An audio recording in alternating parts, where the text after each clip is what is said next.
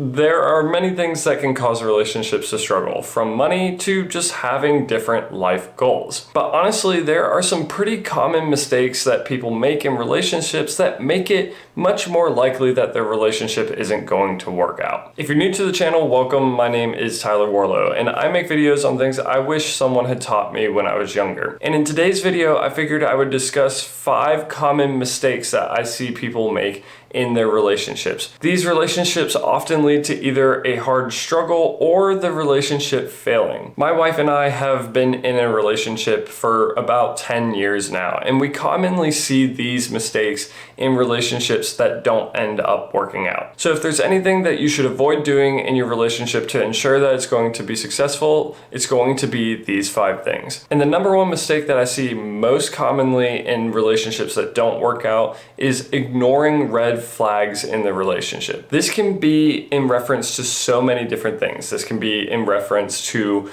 money behavior. This could be in reference to physical or emotional behavior. Whatever it is, you really want to pay attention to those red flags. If something is sending off the alarm bells in your head, you want to pay attention to that because it usually means that's something that needs to be discussed and needs to be addressed. I don't want to say that a red flag should be an instant end to the relationship, because if you take the time to talk with your partner about something that you've noticed, they might be willing to adjust. However, if they aren't willing to adjust, that should be your sign that this is not going to work out and that you should move on. Most commonly when I see people ignoring red flags, it's because they're getting something else that's really beneficial out of the relationship, whether it's really great sex or some form of emotional support that they haven't gotten from other partners. These 1 or 2 really great aspects about this person causes the individual to ignore pretty much everything else about them that is not good or toxic about this partner. It is important to keep in mind that when your partner has this one really good aspect, it does not excuse poor behavior in the other areas of your life. A good partner is someone who strives to do their best in all areas of the relationship. Obviously, people are not perfect and things are going to happen where you trip up. But the key to having a good partner is that they're someone who seeks to improve and seeks to do their best for the relationship. If they are consistently displaying a poor behavior or a bad habit or something that you really don't agree with, then it might be a sign that the relationship is not going to work out, and you should seriously consider what the next steps are going to be moving forward. The next mistake that I see a lot of couples make together is that there's a lack of balance within the relationship between what the couples do. For a simple example, one person might handle cooking while the other person handles washing the dishes. It's really common though in unsuccessful relationships that there is an unfair balance leaning one way or the other. One partner is expected to handle much more workload than the other, and honestly, over time, that can lead to resentment building in the partner that's having to do a lot more work. Obviously, this is going to look different for every relationship, and it's something that you and your partner really should discuss. For instance, if one of you is bringing in a lot more income than the other and having to work a lot of long hours in order to do that, then the other person should consider trying to do a little bit more work around the home to ensure that that workload is fairly balanced. If you're someone with children, there should be a fair division of responsibilities when it comes to raising those children. A lot of times you'll run into partnerships where you see one partner really doing all the work when it comes to raising the children and the other partner really kind of just being lazy about it, taking the time to play video games while their partner is trying to put their children to bed. And that ends up being really unhealthy for the relationship over time because there's this just unequal balance of work. This often leads to one partner feeling tired and burnt out and building resentment over time. And speaking of balance, another really common mistake that I see is not making time for the relationship. A lot of times you'll see these relationships where people end up being in a relationship, but they're not really spending any real time together. They're constantly doing their own thing, or they're at work or hanging out with friends, and they're not really making time for the relationship itself. So whenever it comes time for them just to be together one-on-one, they either don't really know what to do or they start to realize that they don't actually like each other as much as they thought they did because they've never taken the time to actually get to know one another. It's important that you take time and make time for the relationship where you do things together as a couple, just because this is going to help lay a solid foundation for the relationship to be successful when you're going through the ups and downs of life. Life is stressful. Things are going to get thrown your way. At some points, one partner is going to be having a difficult time, while at other points, the other partner is going to have a difficult time. Or you might be going through it together.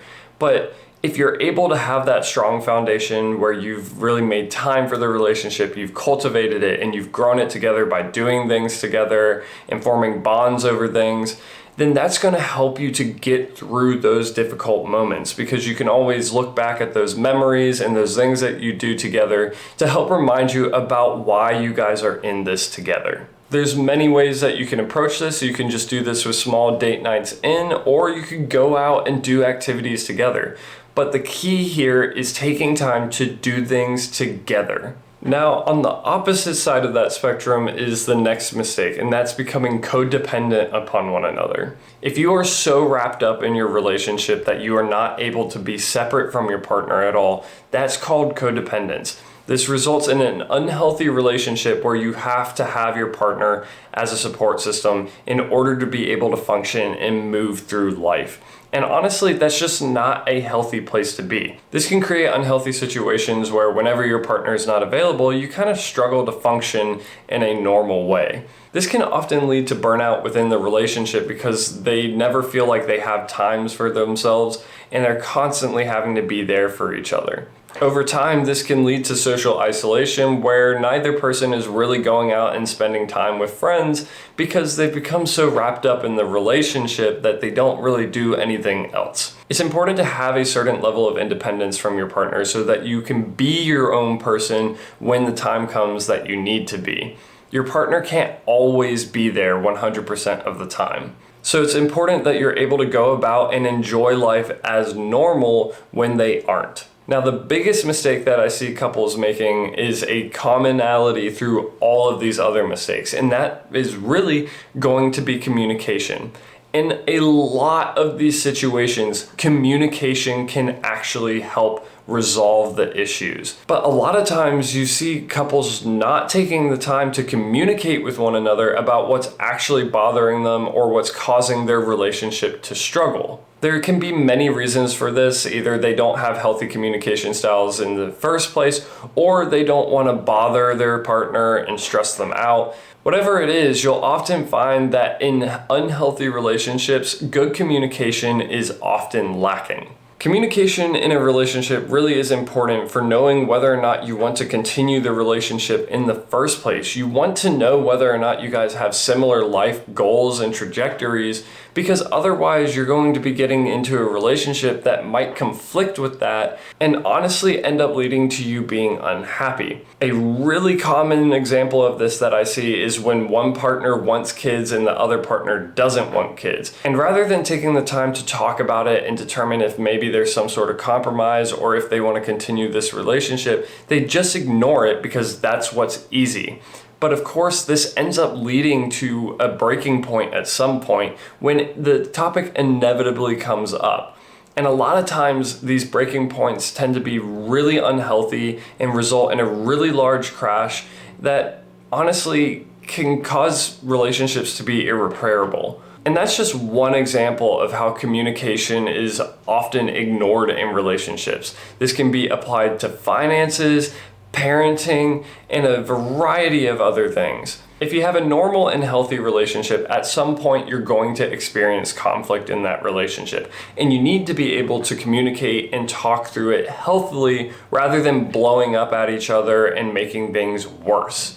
Beyond conflicts, it's also important to be able to communicate just when things are difficult or stressful in each other's lives, whether that's from work or feeling overloaded in your home. Being able to healthily communicate with each other allows you to be there and to support each other through all these difficult times. And that's going to be so important to the long-term success of a relationship. If you are finding any of these mistakes in your own relationship, it is critical that you start trying to take the time now to rectify them, because if you can correct them, it's possible that it can lead to a much happier and healthier relationship in the long term. If you found the information in today's video to be helpful or informative, please be sure to leave a like and subscribe to join me along in this self-improvement journey. If you have any of your own thoughts, ideas, or opinions, please be sure to leave a comment down below. I like to read and respond to all of them.